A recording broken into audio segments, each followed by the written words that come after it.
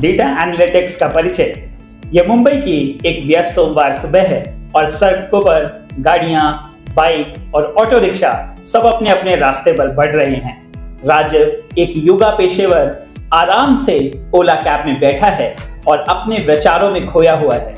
हाल ही में राजीव ने एक कंसल्टिंग फर्म में डेटा एनालिस्ट इंटर्न के रूप में काम करना शुरू किया है और आज से डेटा एनालिटिक्स के चमत्कारों से परिचित कराया जाएगा। राजीव के चाचा अरुण हमेशा इस बारे में बात करते रहते हैं कि कैसे डेटा एनालिसिस ने लगभग हर क्षेत्र में क्रांति ला दी है, लेकिन राजीव अभी भी पूरी तरह से नहीं समझ पाया है कि इसका आसान मतलब क्या है और उसके जीवन में ये कैसे महत्वपूर्ण है। राजीव ऑफिस के ब्रेक रूम में बैठा चाय की चुस्की ले रहा है, तभी उसकी मेंटर निशा अंदर आती है। निशा सिर्फ कोई सीनियर एनालिस्ट नहीं है, वो ऐसे इंसान हैं जिन्होंने डेटा के जटिल पहलुओं को समझकर कई युवाओं की जिंदगी बदली है। वो राजीव की तरह मुस्कुराती हैं और उसे डेटा एनालिटिक्स का संक्षिप्त परिचय देने के लिए बैठने को कहती हैं। सोचो कि तुम किसी लोकल सब्जी मंडी में सब्जी बेचने वाले हो। निशा शुरुआत करती हैं। हर दिन सैकड़ों ग्राहक तुम्हारे पास आते हैं, कुछ आलू खरीदते हैं, कुछ भिंडी और कुछ टमाटर। अगर तुम अपने मुनाफे को बढ़ाना चाहते हो तो तुम्हें इन पैटर्न्स को समझना होगा। कोई भी सब्जी किसी दिन ज्यादा बिकती है, कौन तुम्हारे नियमित ग्राहक हैं और किस समय भीड़ होती है।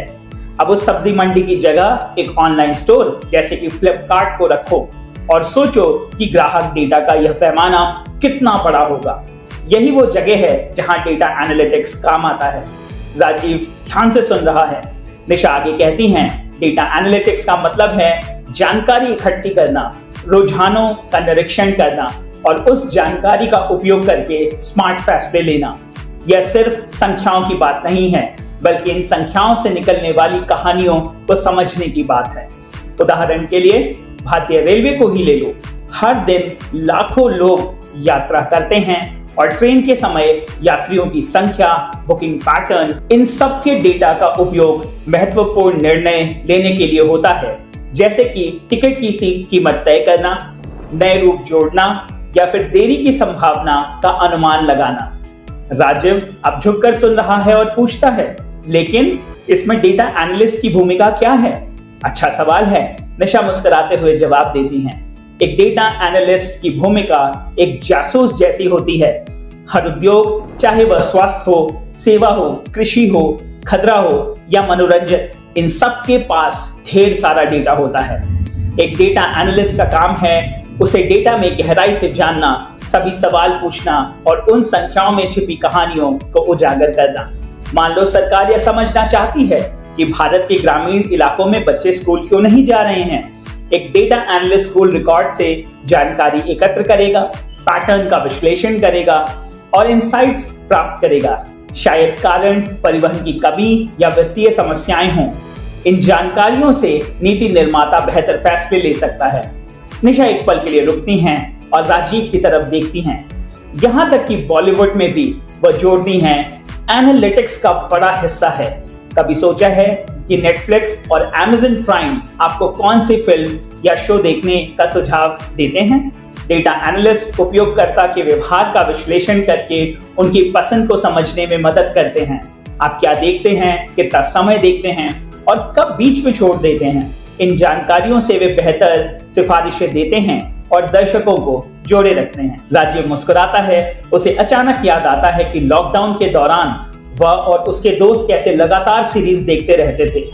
उसने कभी ये नहीं सोचा था कि इन सब के पीछे इतनी मेहनत हो रही थी ताकि उनकी पसंद के हिसाब से शो का सुझाव उन्हें दिया जा सके। लेकिन निशा, राजीव पूछता है, क्या यह सिर्फ संख्याओं के तकनीकी हिस्से तक ही सीमित है? यह तो इससे भी ज्यादा रोमांचक लगता है। निशा कहती है, बिल्कुल सही। इसलिए डेटा एनालिटिक्स सिर्फ तकनीकी कौशल के बारे में नहीं है, हालांकि वो भी जरूरी है।